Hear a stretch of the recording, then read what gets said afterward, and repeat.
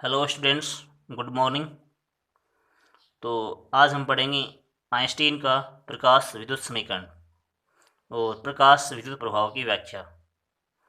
तो आइंस्टीन ने भी प्रकाश विद्युत प्रभाव की व्याख्या की थी और कल हमने पढ़ा था प्लांक का क्वांटम सिद्धांत। तो वो प्लांक का क्वांटम सिद्धांत भी इसमें काम में आएगा। ई इक्वल टू एच नहीं होता है। प्लांक का क्वांटम सिद्धांत क्या होता है कि जो फोटोन होता है, फोटोन प्रकाश के अंदर फोटोन होता है।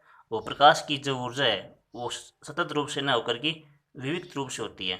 प्रकाश के अंदर जो ऊर्जा का जो वितरण है, तो प्रकाश के अंदर ऊर्जा का वितरण सतत रूप से न होकर के विविक्त रूप में होता है, बंडलों के रूप में होता है।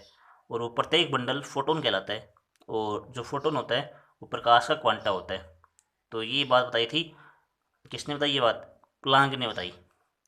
तो आज हम पढ़ेंगे आइंस्टीन का प्रकाश विद्युत समीकरण। तो आइंस्टीन ने प्रकाश विद्युत प्रभाव की व्याख्या करने के लिए एक विद्युत समीकरण दिया। एक विद्युत समीकरण दिया जिसे हम आइंस्टीन का प्रकाश विद्युत समीकरण कहते हैं। बहुत ही अच्छी इंपॉर्टेंट इक्वेशन है ये, बहुत ही अच्छी समीकरण है। ये एग्जाम में कई बार पूछ लेते हैं। एक नंबर में क्वेश्चन पूछते हैं कि आइंस्टीन का प्रकाश विद्युत समीकरण लिखिए। तो बहुत ही इंपॉर्टेंट ये समीकरण है। ये तो आनी चाहिए मतलब। और इस समीकरण के ऊपर न्यूमेरिकल भी बनते हैं। तो बहुत ही अच्छी समीकरण है। देखो, आइंस्टीन ने क्या बताया?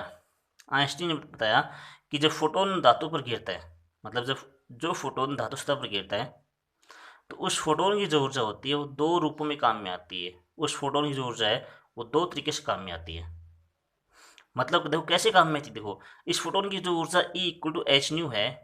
तो इस फोटोन जो आता है, फोटोन धातु सतह पर गिरता है और इस इलेक्ट्रॉन से क्रिया करता है और इस इलेक्ट्रॉन से क्रिया करके इलेक्ट्रॉन को बाहर निकालता है।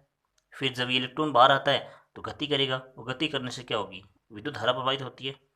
तो यही तो क्या होता है? प्रकाश विद्युत प्रभाव होता है ना। यही घटना क्या होती है? प्रकाश विद्युत प्रभाव। आपने पढ़ा भी पहले कि जब कोई फोटोन धातु सतह पर आपतित होता है तो धातु सतह से इलेक्ट्रॉनों का उत्सर्जन होता है। और जब इलेक्ट्रॉनों का उत्सर्जन होता है तो इलेक्ट्रॉन गति करते हैं जिससे विद्युत धारा प्रवाहित होती है। और इस घटना को हम प्रकाश विद्युत प्रभाव कहते हैं। तो मतलब वो इसकी परिभाषा होगी। लेकिन यहाँ पर आज क्या देख रहे हैं कि फोटोन जो होता है, फोटोन की ऊर्जा ई इक्वल टू एच नहीं होती है। ये क्वांटम सिद्धांत के अंदर आई थी बात। तो फोटोन की जो ऊर्जा है, फोटोन आइंस्टीन के अनुसार फोटोन अपनी संपूर्ण ऊर्जा इलेक्ट्रॉन को दे देता है। अपनी संपूर्ण ऊर्जा इलेक्ट्रॉन को दे देता है। जितनी भी ऊर्जा होती है वो संपूर्ण ऊर्जा इस इलेक्ट्रॉन को दे देता है। और मतलब उस ऊर्जा में से कुछ भाग इलेक्ट्रॉन को सतह से बाहर निकालने में खर्च हो जाता है।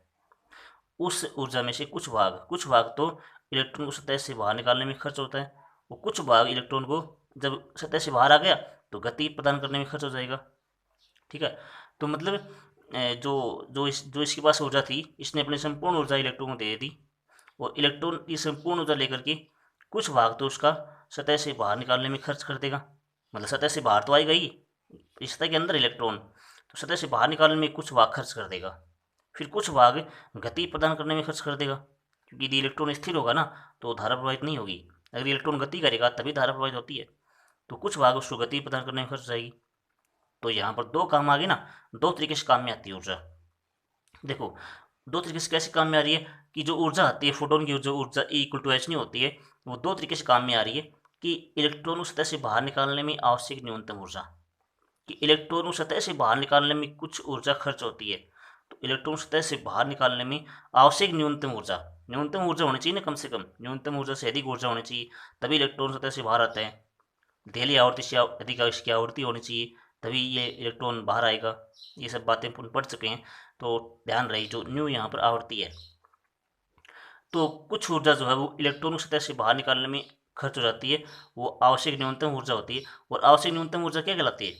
कार्यफलन कहलाती है। हम इसकी परिभाषा पढ़ के आए हैं। कार्यफलन फाई नॉट इक्वल टू क्या होता है? एच न्यू नॉट होता है। तो कुछ भाग तो ये वाला खर्च हो गया। ठीक है, कुल ऊर्जा ये वाली थी, कुल ऊर्जा, तो इसका ये भाग तो खर्च हो गया। फिर कुछ ऊर्जा और बची। वो ऊर्जा क्या काम करेगी? इलेक्ट्रॉन को अधिकतम गतिज ऊर्जा प्रदान करने में खर्च हो जाएगी। इलेक्ट्रॉन को अधिकतम गतिज ऊर्जा प्रदान करने में खर्च हो जाती है। मतलब सीधी सी बात क्या है? अगर ये अधिकतम गतिज ऊर्जा नाम याद न रही तो सीधी सी बात आप क्या लिखोगी कि इलेक्ट्रॉन को गति प्रदान करने में। पहली ऊर्जा क्या होती है? इलेक्ट्रॉन को सतह से बाहर निकालने में। दूसरी दूसरी ऊर्जा कहाँ खर्च होगी? इलेक्ट्रॉन को गति प्रदान करने में खर्च हो जाएगी। इस प्रकार से दो प्रकार से ये जो ऊर्जा वो काम में आ रही है। तो अधिकतम गतिज ऊर्जा क्या होती है? अधिकतम गतिज ऊर्जा के मैक्सिमम इक्वल टू क्या होता है? K maximum equal to half M v square maximum, m v square maximum, क्योंकि यहाँ मैक्सिमम है तो यहाँ मैक्सिमम है, मैक्सिमम मतलब अधिकतम, तो ये अधिकतम गतिज ऊर्जा हो गई मैक्सिमम काइनेटिक एनर्जी, तो K maximum equal to half M v square maximum, तो ये आपको याद होना चाहिए। और फाइव नोट आपको याद होना चाहिए। न्यू नोट यहाँ पर दिल्ली आवर्ती, न्यू नोट यहाँ पर क्या दिल्ली आवर्ती, फाइव नोट क्या होता है, कार्यफलन होता है, कार्यफलन, तो phi naught equal to H nu naught learn होना चाहिए, और ये भी आपको लर्न होना चाहिए। ठीक है, तो सीधी सी बात समझ में आ गई होगी आपको कि दो प्रकार से फोटोन की ऊर्जा खर्च हो रही है, एक तो इलेक्ट्रॉन को सतह से बाहर निकालने में आवश्यक न्यूनतम ऊर्जा, और दूसरी ऊर्जा इलेक्ट्रॉन को गति प्रदान करने में आवश्यक ऊर्जा। तो इस प्रकार से यह ऊर्जा दो प्रकार से काम में आ रही है। तो हमने जो ऊपर से दो ऊर्जा आ रही थी, ऊपर से ई ऊर्जा आ रही थी, और इस ई ऊर्जा के दो भाग हो गए, एक तो हो गया फाइव नोट जो कि न्यूनतम आवश्यक ऊर्जा होती है, जिसे हम कार्यफलन कहते हैं, और दूसरी ऊर्जा क्या होती है, के मैक्सिमम, अधिकतम गति ऊर्जा प्रदान करने में। तो जो ई है वो दो ऊर्जाओं से मिलकर बनी है, इस ई के दो भाग कर दिए मैंने, इस ई ऊर्जा फोटोन की जो ऊर्जा थी, फोटोन की ऊर्जा के दो भाग हो गए, एक तो इलेक्ट्रॉन को बाहर निकालने में न्यूनतम ऊर्जा, और एक इलेक्ट्रॉन को गति प्रदान करने में आवश्यक अधिकतम गतिज ऊर्जा। ठीक है, तो E equal to phi naught दो भाग हो गए, E equal to phi naught plus K maximum, तो ई फाइव नोट यहाँ पर आ गया, ई के मैक्सिमम यहाँ पर आ गया। तो मैंने यहाँ पर ई क्या फोटोन की ऊर्जा है, तो मैंने यहाँ पर ई का मान रख दिया, ई का मान कितना है, एच न्यू है, फाइव नोट का मान रख दिया, एच न्यू नोट है, और के मैक्सिमम का मान रख दिया, ये मान रख दिया, तो सारे मान रख दिए। तो ये क्या बन गई, ये आइंस्टीन की प्रकाश विद्युत समीकरण बन गई, क्या बन गई, आइंस्टीन की प्रकाश विद्युत समीकरण। ठीक है, तो ये तो मैंने सिंपल शब्दों में समझा दिया, एक डायग्राम बना करके मैंने समझा दिया ही, और इसको आप थोड़ा बहुत लिख भी सकते हो, इतना भी काफ़ी, वैसे तो इतना बहुत ही अच्छा टॉपिक है, इंपॉर्टेंट इतना ही, यदि आप इतना याद कर लोगे तो भी सही है, फ़ायदा आपके लिए। अगर थोड़ा बहुत और पढ़ना चाहो तो आगे देखो क्या है कि आइंस्टीन के अनुसार, आइंस्टीन ने क्या बताया कि जब फोटोन किसी धातु सतह पर, जब फोटोन किसी धातु सतह पर आपतित होते हैं तो एक फोटोन एक इलेक्ट्रॉन से ही क्रिया करता है। ध्यान रहे, जो एक फोटोन ऊपर से आता है तो वो एक इलेक्ट्रॉन से ही क्रिया करेगा। मान लो ऊपर से एक फोटोन आ रहा है तो ये एक इलेक्ट्रॉन से ही क्रिया करता है, अर्थात एक इलेक्ट्रॉन को ही बाहर निकालता है, दो को बाहर नहीं निकालेगा। तो एक फोटोन केवल केवल एक इलेक्ट्रॉन को सतह से ही बाहर निकालता है और उसी को ही गति प्रदान करेगा। तो जो फोटोन की जो ऊर्जा होती है वो एक इलेक्ट्रॉन के लिए काम में आती है, एक फोटोन की ऊर्जा एक इलेक्ट्रॉन के लिए काम में आती है, उसी को बाहर निकालती है और उसी को गति प्रदान करती है।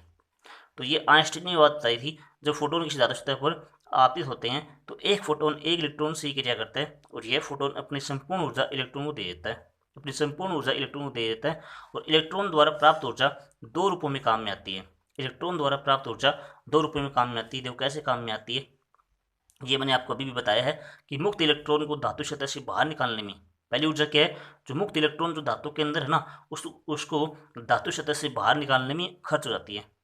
ठीक है, तो ये पहला रूप हो गया इसका, मुक्त इलेक्ट्रॉन को धातु सतह से बाहर निकालने में, और ये ऊर्जा कार्यफलन के बराबर होती है। आवश्यक न्यूनतम जो ऊर्जा होती है, आवश्यक न्यूनतम ऊर्जा वो कार्यफलन के बराबर होती है। वो फाइव नोट इक्वल टू क्या होता है, एच न्यू नोट होता है। फाइव नोट इक्वल टू क्या होता है, एच न्यू नोट होता है। ये आपको याद होना चाहिए। जहाँ फाइव नोट क्या है, कार्यफलन है, एच क्या है, प्लांक नियतांक है, इसका मान कितना होता है 6.62 10⁻⁻34 जूल सेकंड होना चाहिए, याद होना चाहिए।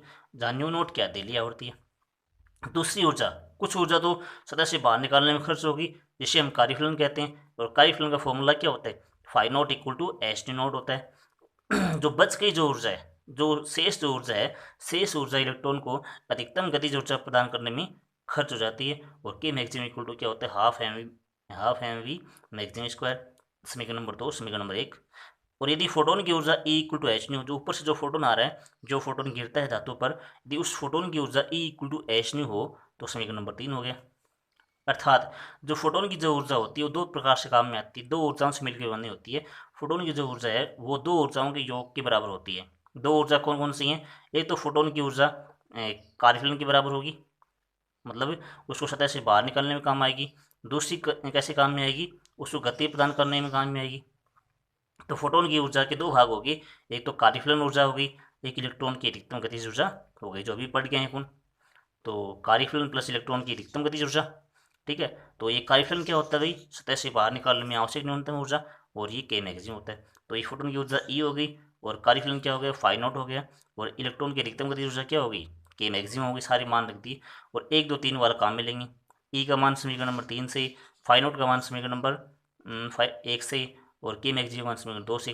तो 1 2 3 से मान इसमें रख देंगे सब।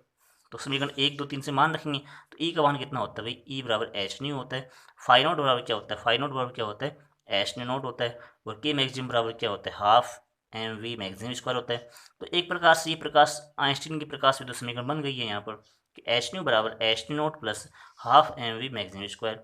और यदि आप इसको यहाँ आगे भेजना चाहो, एच न्यू नोट को आगे भेजना चाहो तो इस तरफ जाके माइनस का बन जाएगा ही। तो H nu minus H nu note बन जाएगा। तो H nu minus H nu note बन जाएगा। प्लस को मैंने आगे इस तरफ भेज दिया ना, तो प्लस को इस तरफ भेजेंगे तो माइनस का बन जाएगा। तो H nu minus H nu naught वो आगे ये वाला बच जाएगा। तो half M we maximum square equal to H nu minus H nu naught. ये क्या होगी, आइंस्टीन की प्रकाश विद्युत समीकरण होगी। तो चाहे 4 या 5 कोई सी भी हो, ये भी आइंस्टीन की प्रकाश विद्युत समीकरण है, ये भी प्रकाश विद्युत समीकरण है, और ये भी क्या है, प्रकाश विद्युत समीकरण ही है। तो यदि आपको कोई पूछे कि एग्जाम में कई बार क्वेश्चन पूछ लेते हैं कि आइंस्टीन की प्रकाश विद्युत समीकरण लिखिए, तो आप ये भी लिख सकते हो, आप ये भी लिख सकते हो, कोई सी भी समीकरण लिख सकते हो। तो समीकरण 4 या 5 कोई सी भी, 4 या 5 कोई सी भी हो, आइंस्टीन की प्रकाश विद्युत समीकरण कहलाती है। इसकी और व्याख्या बाद में करेंगे अपन, आज इतना ही काफ़ी है। तो आइंस्टीन की प्रकाश विद्युत समीकरण, ठीक है। तो आज हमने पढ़ा आइंस्टीन की प्रकाश विद्युत समीकरण। इसकी थोड़ी बहुत अपन ने जो डायग्राम बनाकर व्याख्या की, बहुत ही अच्छी व्याख्या की अपन ने।